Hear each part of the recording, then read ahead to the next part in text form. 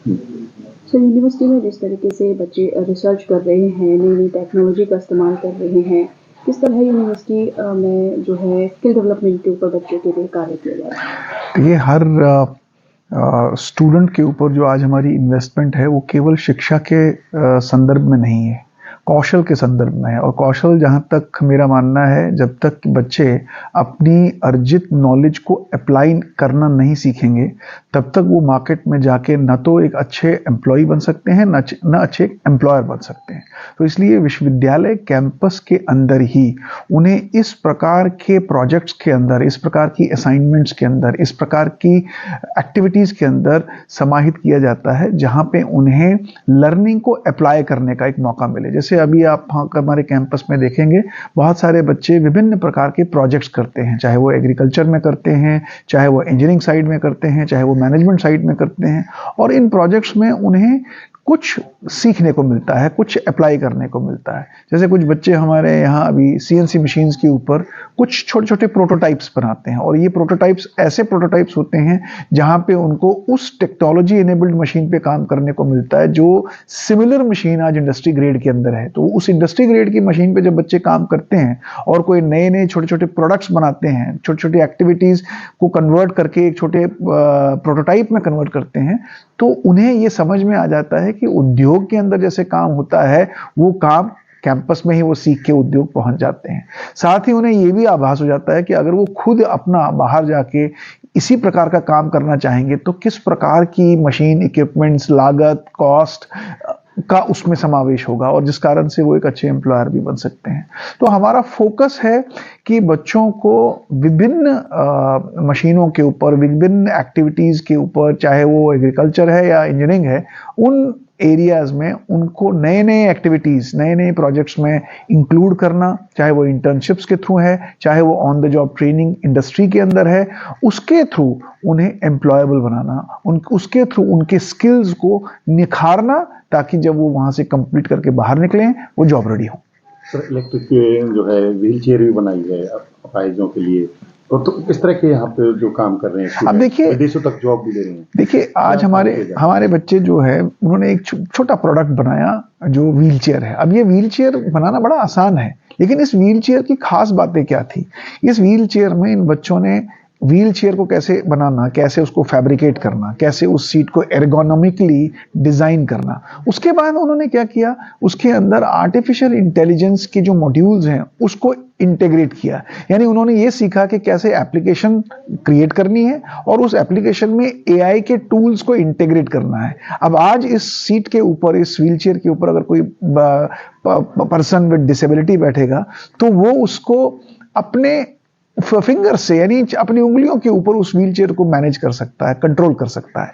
अब ये जो स्टूडेंट्स ने डिजाइन किया, इस डिजाइन में देखिए क्या क्या उन्होंने सीखा। उन्होंने सीखा कि आर्टिफिशियल इंटेलिजेंस को कैसे एप्लीकेशंस के थ्रू एक प्रोडक्ट के साथ इंटीग्रेट किया जा सकता है। उन्होंने सीखा फैब्रिकेशन, उन्होंने सीखी वेल्डिंग, उन्होंने सीखी एक प्रोडक्ट की कॉस्टिंग कैसे की जा सकती है।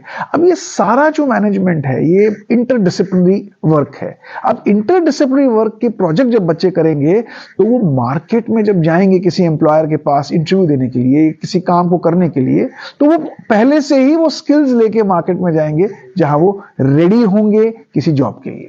सर, अलग-अलग लैंग्वेज भी यहाँ सिखाई जाती है, विदेशों में भी नौकरी करने चाहते, कौन-कौन सी लैंग्वेज सिखाते हैं, क्या इसका उद्देश्य है? हमारे यहाँ इस समय हम लोग 3 भाषाओं के ऊपर फोकस कर रहे हैं, जिनकी मार्केट में आज डिमांड है।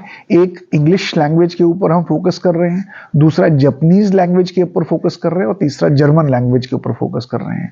जहाँ पे हम रेगुलर कोर्स भी चलाते हैं, लेकिन वैल्यू एडेड कोर्स में हम जो बच्चे हमारे यहाँ पढ़ रहे हैं, उनको उनके करिकुलम के अलावा भी रोजाना 1 घंटे की अलग से क्लासेस लगाई जाती हैं। जिस बच्चे को जापानीज सीखनी है, जिसे जर्मन सीखनी है, जिसे इंग्लिश सीखनी है, वो उस लैंग्वेज को सीख सकता है, और उससे उनकी एम्प्लॉयबिलिटी के चांसेस देश और विदेश के अंदर बढ़ जाते हैं। नेक्स्ट जो प्रोजेक्ट है वो रोबोटिक प्रोजेक्ट है जो खाना सर्व करता है।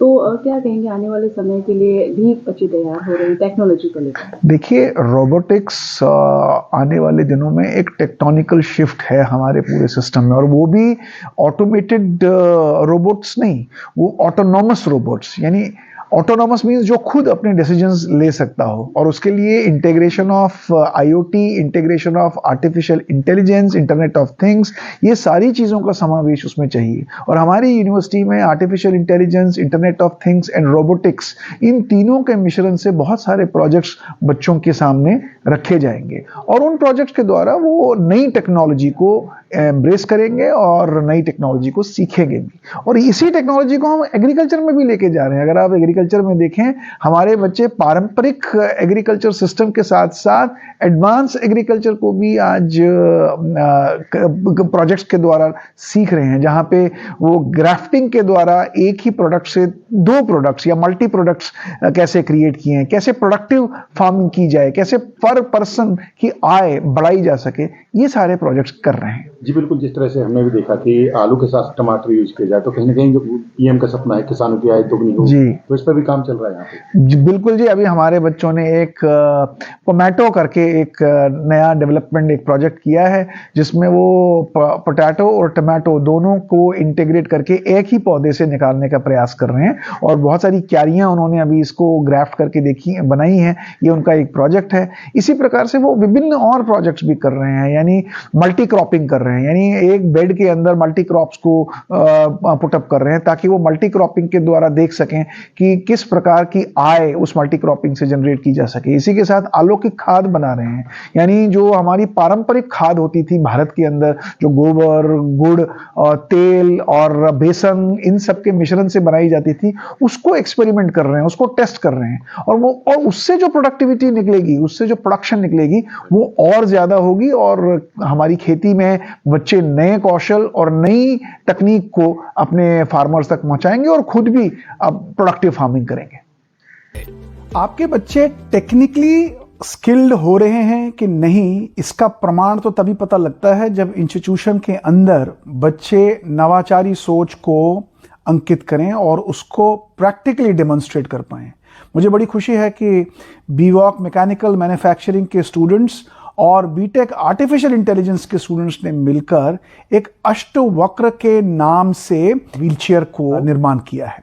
और ये व्हीलचेयर की सबसे बड़ी खास बात ये है कि लोग पीपल विद स्पेशल एबिलिटीज होते हैं, उनके लिए बनाई गई है। इस व्हीलचेयर को लगभग 360 डिग्री पर ये रोटेट करती है, चारों दिशाओं में ये मूव कर सकती है, बैटरी से ऑपरेट हो सकती है, और इसको चलाने के लिए मोबाइल एप्लीकेशन की आवश्यकता होती है। और ये बहुत ही कन्वीनियंटली एक व्यक्ति को जो किन्हीं कारणों से पीपल विद स्पेशल एबिलिटी की कैटेगरी में आता है, वो इस व्हीलचेयर के इस्तेमाल से अपने दैनंदिन जीवन में बहुत आसानी ला सकता है।